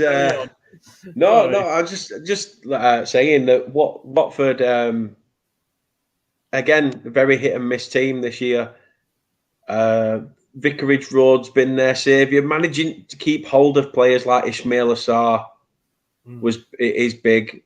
So, yeah, I haven't really got much to say on Watford other than, they are quite a big club in terms of where they are stature-wise in the Championship. I think the only thing that's happened is they've tarnished the name with the owners and who they keep bringing in, season out. It's how much money they must be losing is phenomenal with, having to bar people out of stuff. But apparently, and again, I'm going back a couple of years now, but apparently that's how they do it in Italy, is they do go through managers quite quickly. Yeah. They've got Italian owners, obviously, so... Yeah, I mean, they've been doing it for a while, haven't they? They came in when Dash was manager. That's going back, God knows how many, over 10 years. So, and then after him, I think it was Zola that went in, and, you could ram off another 622 managers that have been in that last, in the last year. So it's a bit of a farce. As a fan, you'd be a bit annoyed. There's no consistency. You can't expect a level of success if you're just going to chop them out the door as soon as you think, I'm bored with you now. It's like a kid with a toy. they didn't end up with the same one that they started with, I'm presuming. Oh, definitely not. Definitely not. They had Rob Edwards. They had Rob Edwards at the start of the season, and now he's just been promoted with Luton with their rivals. Reap what you saw. Yeah, fair point. Fair point. This hurt me actually doing all these badges now. I had to sort of design new badges and all the championship stuff. It kind of hit home. But thankfully, the last one here, we're going to be a bit, well, we know they're called the baggies. They're boing up and down, but they've not been up for a while. But they did finish a very creditable ninth. Did they deserve it, Dan? Yeah, and I wouldn't have ruled them out being in the playoffs either. Carlos Corberán came in there, did an absolutely whirlwind of a job. West Brom were rock bottom of the division. They made Wigan look bad at the beginning. And he's come in. The signings they made in the summer as well were pretty decent. You know, they signed Jed Wallace, who was the man in form for Millwall, John Swift, who was orchestrating the midfield from Reading. You know, these were players that even Burnley were linked with, you know, in the summer as well. And they've decided to go to clubs elsewhere. And it just wasn't working out. Clearly, it took a master tactician to go in. Carlos Corberán's gone in, changed it all around, and they've done okie dokie, in my opinion. Where has he been, Carlos Corberán? He was the Huddersfield manager when they was in the playoff final. Just about a few weeks before the beginning of the season, he said, "Look, I need money. Otherwise, we can't progress." And they were the club that said, "No, we're planning on selling." So he went, "Right, well, I'm off," and jumped. And did they start the season with Steve Bruce, or was he gone before the season started? I think he was gone before the season started. I think it was. I'm not entirely sure who it were. Darren, was it Darren Moore? No, I know he was there at one point, wasn't he? Yeah. Steve Bruce. Actually, I tell a lie. Steve Bruce might have been there. Steve Bruce might have started there. He ended his tenure on the 10th of October. So, yes, he was still there. Right. He was still there, the 10th of October. And then, obviously, 15 days later, Carlos Corberán came in and obviously not a bad changed the club's fortunes. Yeah, well, I think anybody's a good shout after Steve Bruce, aren't they? Oh, mate, you could have put Adolf Hitler in flaming charge and he'd have done better. You're on the fence about him, aren't you? You're just not sure about him. R.I.P. Sean, I forgot what his name is now, but the guy that did that on Cats. But, yeah. Sean Locke. Sorry? Sean Locke, yeah. Who him and somebody Miles Jupp by Hitler. Yeah, do it anyway. That's another joke. Again, do you think they're going to be possible contenders? I mean, why not? Why not? A good pre-season under the belt. Yeah, it is the highest ground above sea level in the league. To all West Brom. It's. Yeah, I never knew West Brom was known for its mountains. But they've done. I think they will do well. The only problem is, it's so easy to sit here and say that they could do well. The amount of teams that are in this now that have so much quality already, and that's before players have been shipped out and come back and players have filled those positions. There's so many teams. This is going to be such a topsy-turvy championship that there will be a lot of surprises along the way. Yeah.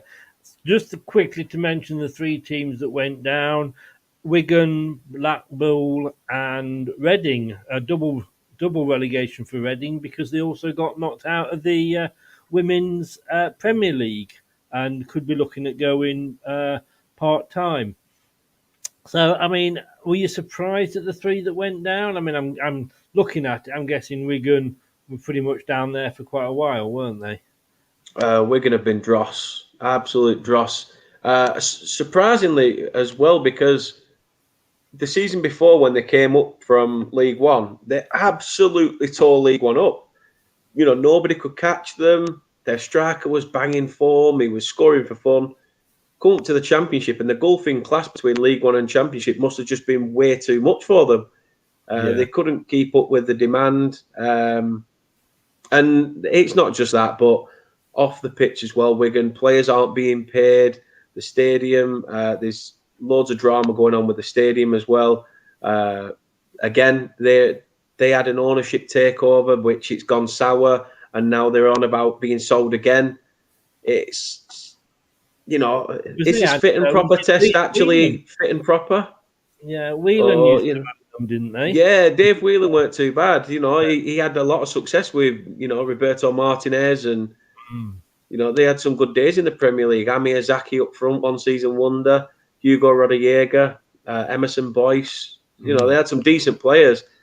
But, yeah, Wigan just were dead and buried. Blackpool probably surprised me a little bit, because they made some decent signings at the start of the season under Neil Critchley.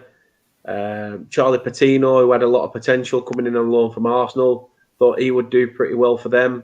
Did, but, you know, when you're in a team that consists of 11 players, not just, you know, the one, you've all got to rally together. Jerry Yates was decent up front for Blackpool. He's still being linked with the likes of, you know, top-end Championship clubs as a goal scorer to go for, around the £4 million mark, something like that. But Reading, again, similar to QPR, Blackburn, they were up there and thereabouts. They had their troubles. They accepted a 6-point deduction halfway through the season. And I think they accepted it this year, thinking that, we'll be fine. But, you know, tough titties, basically. Paul Ince, he's a whinge bag. He's not there anymore anyway. And... yeah, Reading. Say what you mean. Yeah.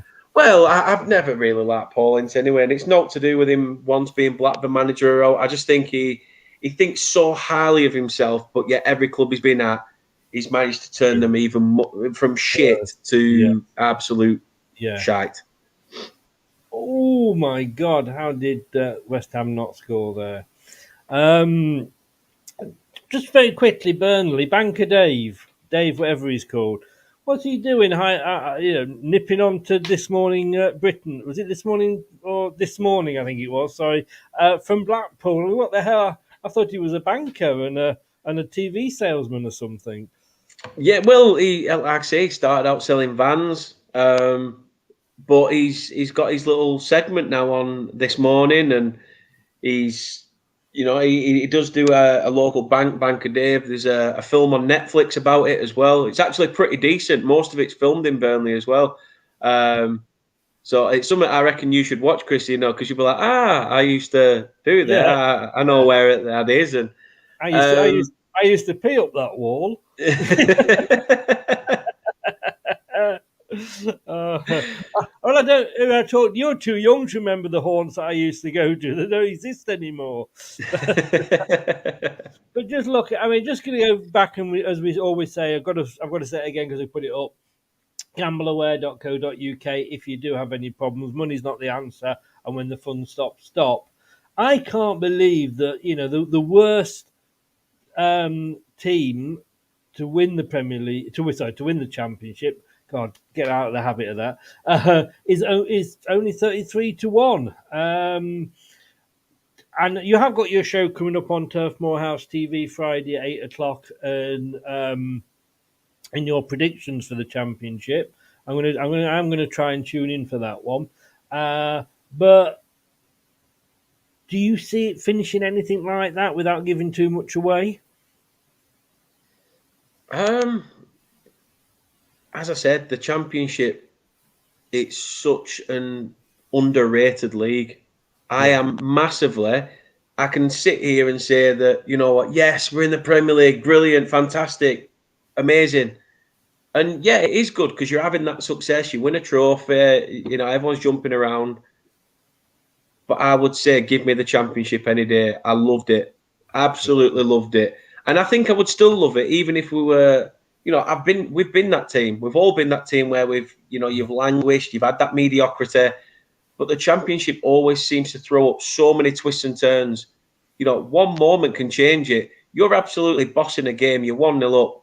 And yet, you know, you hit the post. The opposite team change. You know, it's like, right, you know, boot up the arse, let's kick on. And you end up losing the game 2-1. It's such an underrated league. So much can change. And the amount of teams in there now that have had recent successes, you know, a lot of history behind them. It's a very, very open league, and you know, no team is there for the taking. I got to ask you. You know, I was going to ask you this at some point. VAR. I mean, I am really dreading that the EFL decide within the next 4 or 5 weeks to introduce VAR into the championship. But I mean, most of those grounds could probably take it, to be honest with you. But I mean, we moan about VAR in the Premier League. And to be honest with you, it's. I'm not going to. I don't want to get into the ins and outs of it because that's a whole new show. You know, that's another 2 hours added on to the end of this show.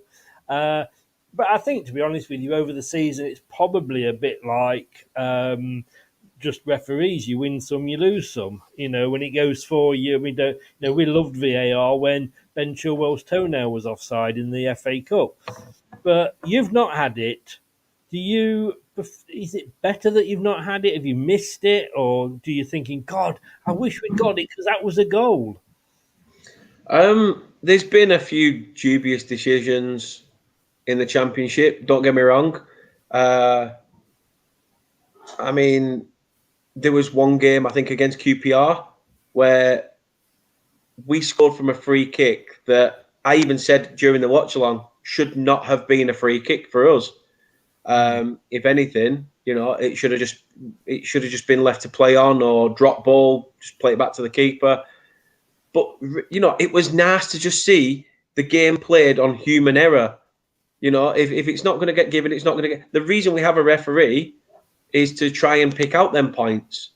You know, we can't have it 100% correct. I think that's the only problem with football now is it's trying to get like the world where everything has to be politically correct and things like that. But like I say, we had a goal. We scored a goal from a free kick that shouldn't have been. You know, there's been many penalty decisions that we've not got, penalty decisions that could have easily gone against us. I mean, Blackburn game, Blackburn should have had a penalty. Blackburn should have had a penalty. Ashley Barnes handled it.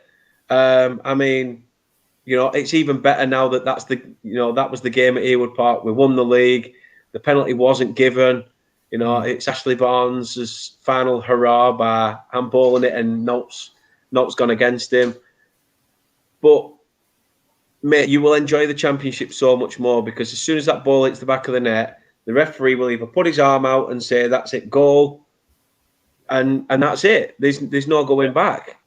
And that's what you want. You want to see the ball hit the net. You know, it's that moment. It's not even so much the ball hitting the back of the net. It's the moment between you get close to goal and you're all, yeah, and then that. And then ball hits net. It's almost like reality just stops still. And the ball hits the net and then you all of a sudden just go off into a frenzy. It's them moments that you live for. VAR ruins that. Yeah. Very quickly, last question here. Boris says, first Premier League manager to be sacked. Could it be Company? I don't think it will be. I think my money would be on Moyes, to be honest with you, because I think he's very, well, there's talk about it anyway, but I think he's very lucky to still be in a job. You know, they didn't roll the dice. They stuck with Moyes and it's kind of paid off. But I think if they don't have a good start, he could be one of the first to go. Yeah. Moyes for me, Steve Cooper.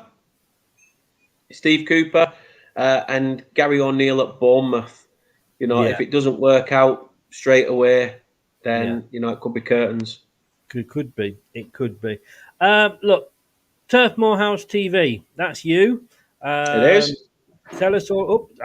Tell us all about it and where people can find you. It's up there on the screen now. Yeah, Burnley fan channel. Been covering quite a lot of football and stuff. Looking forward to getting back into doing Premier League content. But that said, it's open for any fan of any club to come along. It's not just you've got to be a Burnley fan. I'm not an arsehole.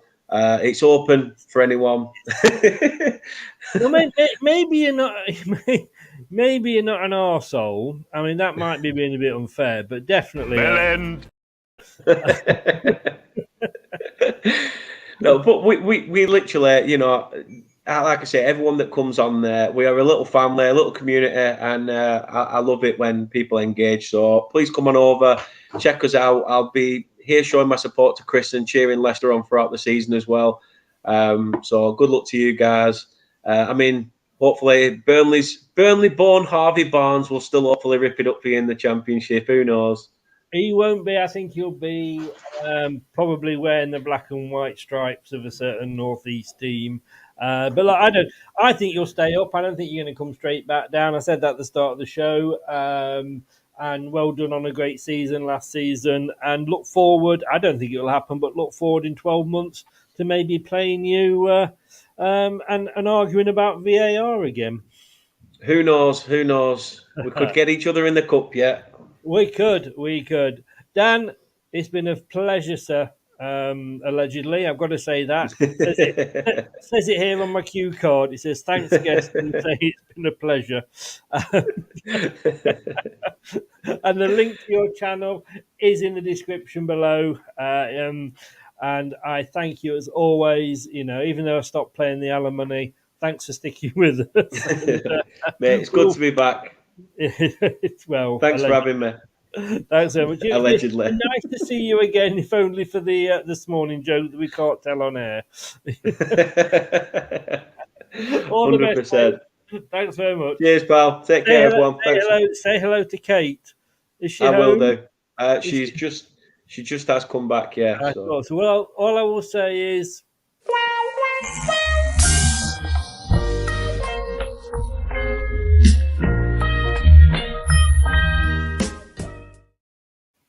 Three times you played that, and I'm still trying to work out who's who.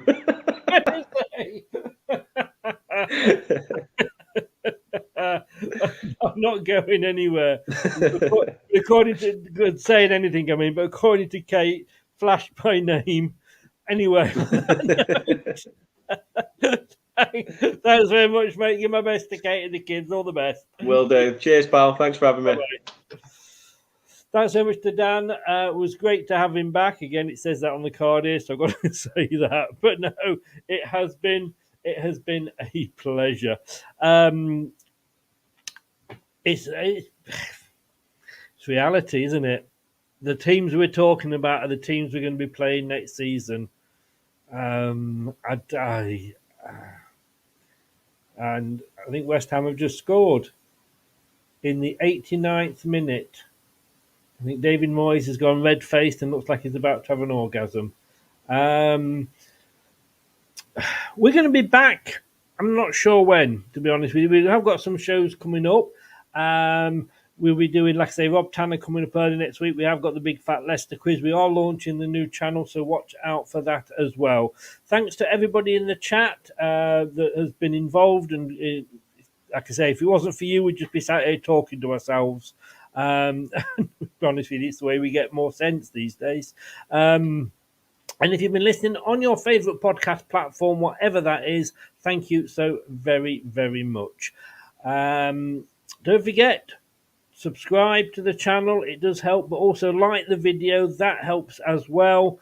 And then click the notification bell and you will not miss a show. And if you want to, for $1.99, be sure you can join. Click on the join button underneath the description on YouTube, and we will be doing some member-only shows next season. So look forward to that. Look, I've been Chris. This has been LTID TV. This is Arnie. I'll be back. So will he. Good night. Thanks for watching. These videos are tremendous. You better like them too, or I'll be back. This podcast is proud to be part of the TalkSport Fan Network. TalkSport. Powered by fans. That will conclude this evening's entertainment.